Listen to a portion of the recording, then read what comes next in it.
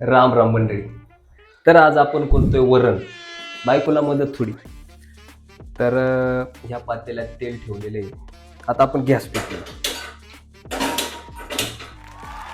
एकाच्यात आपल्यातून पेटत नाही, त्यामुळे तुम्हाला ट्राय करावं लागतं. गॅस पेटायला ठेवलेला आहे, आतमध्ये तेल आहे. आता याच्या पुढं आपल्याला याच्यात टाकायचं जिरं.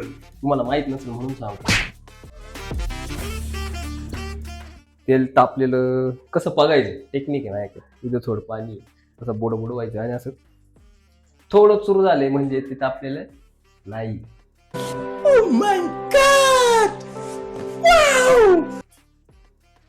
तुम्हाला जर असं चेक करायचं असेल थोडं तापवायचं आणि परत मारून बघायचं.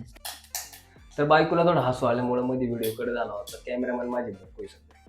हा तर आता तेल कसं तापलेलं हे बघायचं असलं इथं थोडं पाणी बुडवायचं आणि असं. आता कसा चर्रा आवाज आला याचा अर्थ तेल तापलेले. मग याच्यात टाकायचं आपल्याला थोडंसं जिरं. फोडणी द्यायची आपल्याला वरणाला. हे असं थोडं जिरं घ्यायचं, असं पसरवून टाकायचं. ते झाल्यानंतर काय टाकायचं? लसूण. लसूण टाकायचा. इथं आपल्याकडे लसूण आहे जो मिरच्यांमध्ये झालाय. दोघं एकत्र टाकू का? हो. लसूण आणि मिरची. लसूण आणि मिरची झाली. आता त्याला मिक्स करायला आपल्याकडं याला काय म्हणतात कमेंट मध्ये सांगा. असं मिक्स करायचं. थोडंफार भाजणार, त्याच्यात काही हे नाही.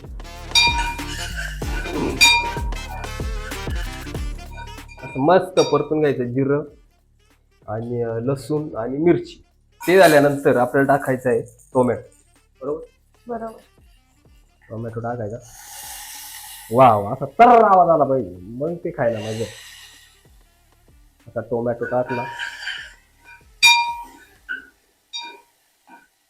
तो पण असा परतून घ्यायचा. गॅस बारीकच ठेवायचा.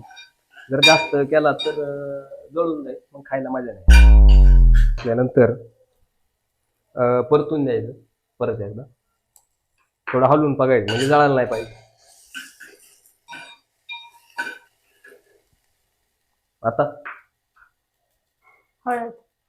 हळद. हळद आम्ही त्यात बारटे वर्णाला रंग येण्यासाठी हळद महत्वाची असते. एवढी हळद. ओके. एवढी हळद टाकायची, अशी पिस करून टाकायची अशी, म्हणजे एका जागी पडली नाही पाहिजे. तुम्हाला वाटत थोडी जास्त टाकू, मी जरा आजारी त्याच्यामुळे मी जरा जास्त टाकतो. आणि मिक्स करायचं.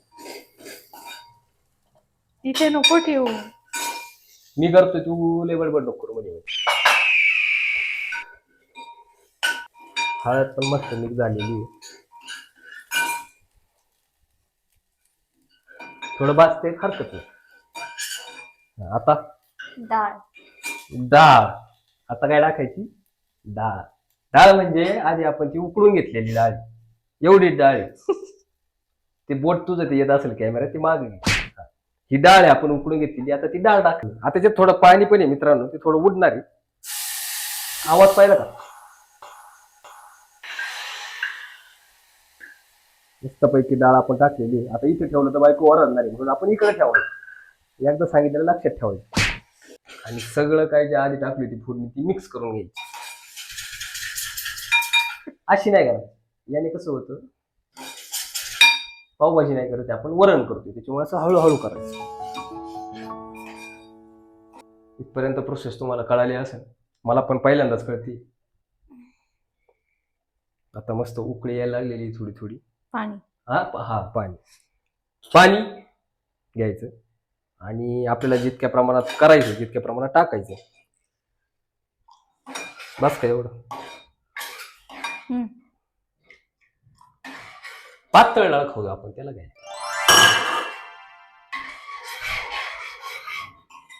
आणि थोडा गॅस वाढवायचा, म्हणजे त्याला अशी उकळी आली पाहिजे.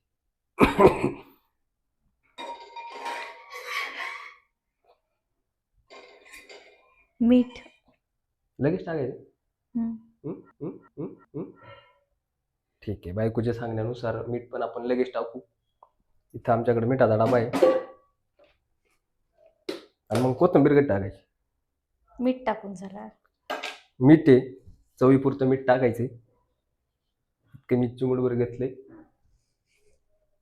हे महत्वाचं आहे. मोठे मोठे शेप लोक जसं मीठ टाकतात तसं टाकायचं. हा असा चंबू करायचा हाताचा, पुढं असं बदका आणि तोंड काढायचं आणि मग असं हळूच सोडायचं बरोबर. बोट अशी करताच आली पाहिजे मीठ टाकताना.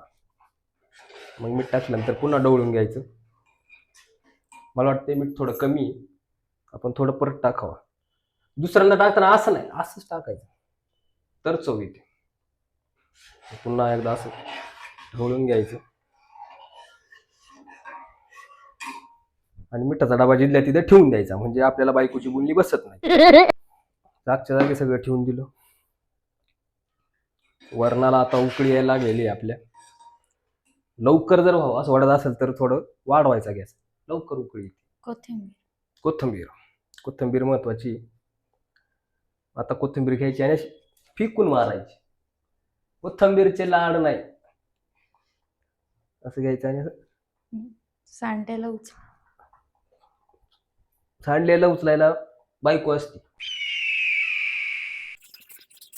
आता मस्तपैकी वरणाला उकळी आलेली आहे, तुम्ही पाहू शकता गाईज. जरा कॅमेरामॅन जरा पुढे येऊन यांना दाखवा उकळी कशी आलेली आहे.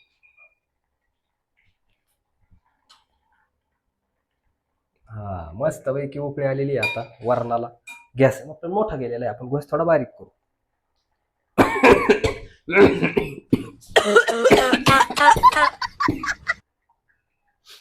मस्त वास येते.